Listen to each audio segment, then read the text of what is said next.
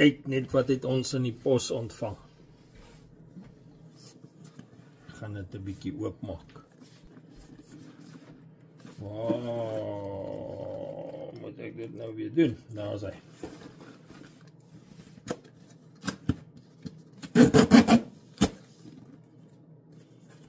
Ek dink dit is koekies.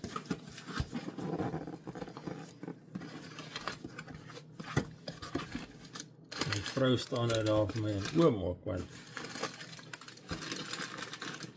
sy wil nou weer vir my hierdie koekies gestuur. Ja, ek weet nog nie of koekies is, maar ek dink dit is. Kyk nou net.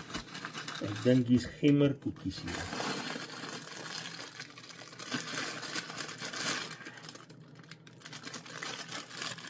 Ja, ek daar.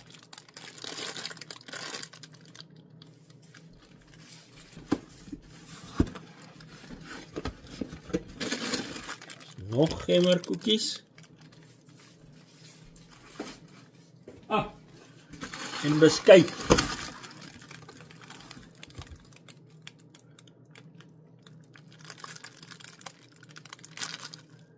Verniet gestuur. Die boeremeisie daar van die ou Kanagen af.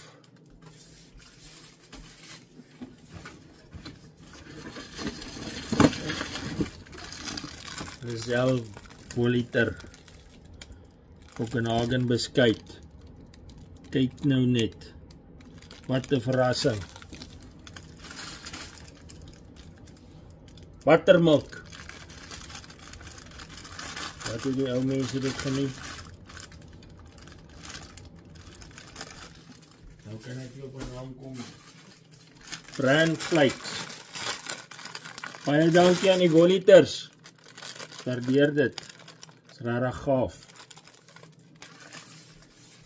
Julle kan hulle gerus ondersteun. Ek het al hierdie gemmerkoekies geëet. Die beskuit gaan ek nou probeer. Ons sal julle laat weet hoe dit smaak.